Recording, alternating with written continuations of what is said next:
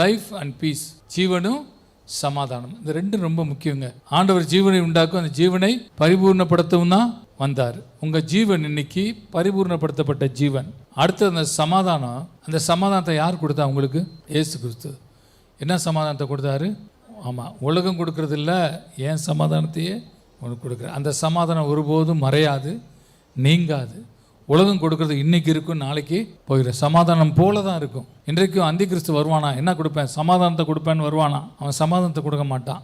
சமாதானம் சமாதானம் சொல்லுவானே வெளியே, அதுக்கு பின்னாடி என்ன இருக்காது? சமாதானம் இருக்காது. ஆனால் ஆண்டவர் சொல்றாரு, நான் உனக்கு ஜீவனையும் சமாதானம். அவருக்கு ஒரு பேர் இருக்குது, சமாதான பிரபு. அல்லேலூயா. எனக்கு இதை விட இன்னொரு வார்த்தை ரொம்ப பிடிக்கும், மெல்கிசேதேக்கு. மெல்கிசேதேக்கு, மெல்கிசேதேக்குனா நீதியின் ராஜா, சாலேமின் ராஜா. இந்த சாலேமின் ராஜாவுக்கு என்ன அர்த்தம்?